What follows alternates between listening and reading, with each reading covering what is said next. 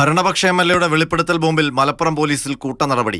ജില്ലാ പോലീസ് മേധാവി എസ് ശശിധരനെ എറണാകുളം വിജിലൻസിലേക്ക് സ്ഥലം മാറ്റി.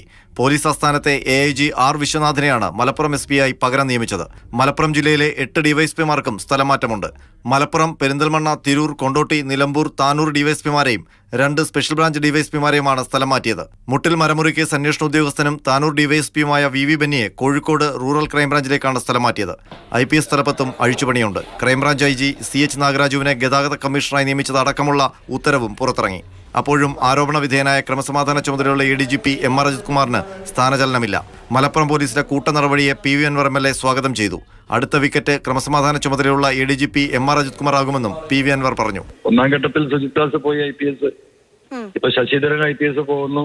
വിക്കറ്റുകൾ വീണുകൊണ്ടേയിരിക്കും. ഇപ്പൊ ആദ്യം നിൽക്കുന്ന വിക്കറ്റുകളും തെറിക്കും.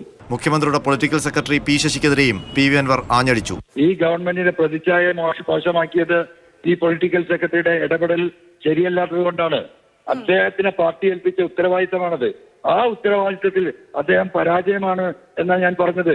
അതിലൊരു മാറ്റവുമില്ല. ക്രമസമാധാന ചുമതലയിൽ MR അജിത് കുമാർ തുടർന്നാൽ തെളിവ് നശിപ്പിക്കപ്പെടുമെന്നും പരാതി പറയാൻ താൻ പൊതുജനങ്ങൾക്ക് നൽകിയ വാട്സ്ആപ്പ് നമ്പർ ഹാക്ക് ചെയ്യപ്പെട്ടുവെന്നും PV അൻവർ MLA മാതൃഭൂമി ന്യൂസിനോട് പറഞ്ഞു. അദ്ദേഹത്തെ പോലുള്ള ഒരു ടെറർ, ഒരു ക്രിമിനൽ ആ സ്ഥാനത്തിരിക്കുമ്പോൾ സ്വാഭാവികമായിട്ടും ഈ ആളുകൾ ഇപ്പോഴും പലരും തെളിവ് നേരിട്ട് പറയുമ്പോഴും അത് പ്രത്യക്ഷമായി പറയാൻ പേടിക്കുകയാണ്. പോലീസ് ഉദ്യോഗസ്ഥരടക്കം ഒരുപാട് പോലീസ് ഉദ്യോഗസ്ഥരെ ഇദ്ദേഹം കണ്ണീര് കുടിപ്പിച്ചിട്ടുണ്ട്. പോലീസിലെ നടപടിക്ക് പിന്നാലെ KT ജലീലും രംഗത്തെത്തി.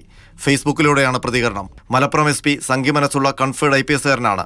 ഇനി വൻ സ്രാവിന്റെ കുറ്റിയാണ് തെറിക്കാനുള്ളതെന്നും KT ജലീൽ ഫേസ്ബുക്കിൽ കുറിച്ചു. മാതൃഭൂമി ന്യൂസ്, തിരുവനന്തപുരം.